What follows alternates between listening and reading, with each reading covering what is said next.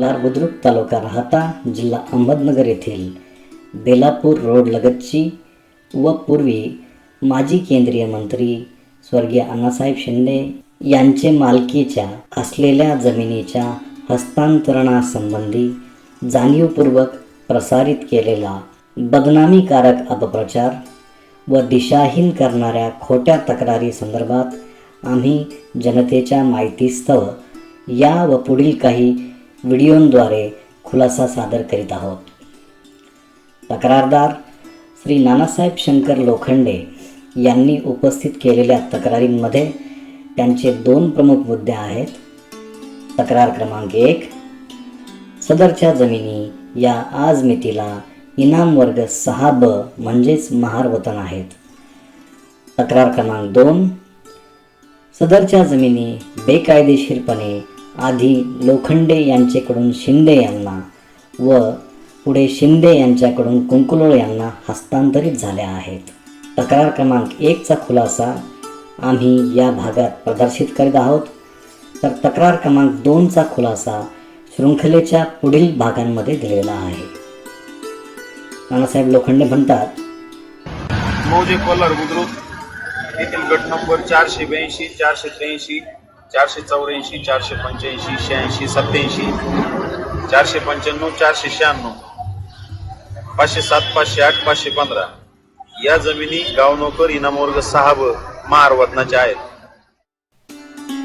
नानासाहेब लोखंडे यांचे म्हणणे समजून घेण्याकरिता आपल्याला काही शब्दांचा अर्थ समजून घ्यावा लागेल, जसे की गाव नोकर, इनाम वर्ग 6ब व महार वतन इत्यादी।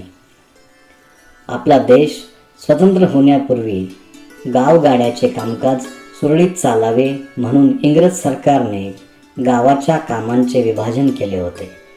त्यामध्ये गावाची पाणी व्यवस्था, साफसफाई, संरक्षण, पूजाविधी इत्यादी अशा अनेक कामांचा समावेश होता। हे सर्व कार्य करणाऱ्यांना बोलीभाषेत गाव नोकर म्हणून संबोधले जायचे।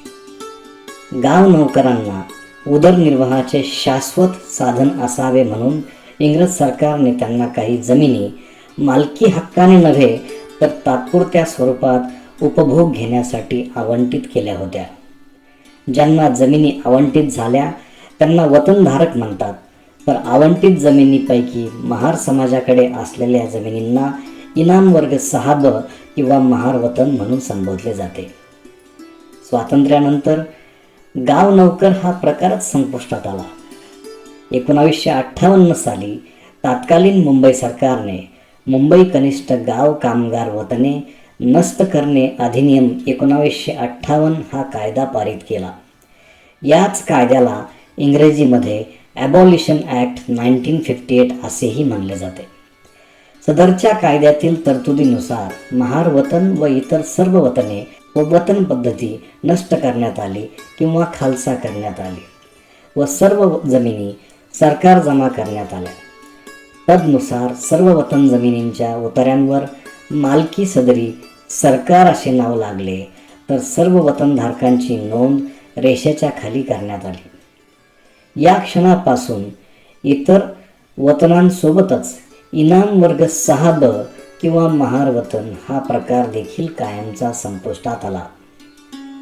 कोलार बुद्रुक येथील जमिनींबाबत श्री नानासाहेब लोखंडे यांनी सुरुवातीच्या काळात सदरच्या जमिनी महार वतन असल्याबद्दल जाणीवपूर्वक दिशाभूल करणारा अपप्रचार केला आणि नंतरच्या काळात सदरच्या जमिनींवरचे महार वतन खालसा होऊन सरकार जमा झाल्याचे जाहीररित्या कबूलही केले। ते त्यांच्या एका भाषणात म्हणतात, ॲबॉलिशन ॲक्ट कलम 4 नुसार या जमिनी खालसा करण्यात आल्या।